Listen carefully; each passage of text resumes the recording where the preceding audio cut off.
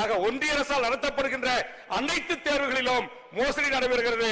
ஒரு பிள்ளையின் தகப்பனாக இன்றைக்கு மன உளைச்சலுக்கு ஆளாகி தேர்வு எழுத முடியாமல் திரும்பி வந்திருக்கிற ஒரு தகப்பனாகவும் என் வருத்தத்தை பதிவு செய்கிறேன். இந்த ஆண்டு என்னுடைய மகள் உட்பட எனது உறவினர்கள் 5 பேர் அதற்கு முயற்சி கொண்ட போது ஆன்லைனில் இடம் கிடைக்கவில்லை. ஹைதராபாத்துக்கு விமானத்தில் சென்று அங்கு தங்கி தேர்வு முகாமுக்கு செல்லுகின்ற சூழலில் தேர்வு ரத்து செய்யப்பட்டிருப்பதாக இரவு 10:30 மணிக்கு அறிவித்திருக்கிறார்கள். மாணவர்களுக்கு தெரியவில்லை.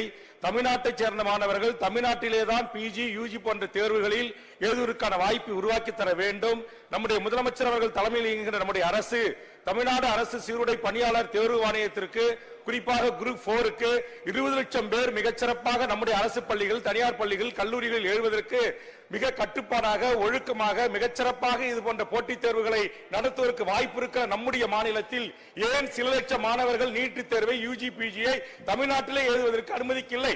இவர்கள் வைக்கின்ற தேர்வுகளிலே கூட நம்முடைய மாணவர்களுக்கு மன உளைச்சலை உருவாக்கி இவர்களுக்கு ஒரு பெண் பிள்ளை ஒரு 16 வயது நிரம்பியவர்கள் தாயோடு தந்தையோடு இதர மாநிலங்களுக்கு சென்று எங்கு ஓட்டல் எடுப்பார்கள் எங்கு சென்று இருக்கிறது என்று தேடி கண்டுபிடித்து சென்று தேர்வை எழுதுகொள்வதற்குள்ளவே மன உளைச்சலுக்கு ஆளாகி அந்த எண்ணிக்கை குறைய வேண்டும். அந்த இடங்களை வேறு மாநிலத்தினர்களை கொண்டு நிரப்ப வேண்டும் என்கின்ற மிகப்பெரிய சதியும் இதில் அடங்கியிருக்கிறது.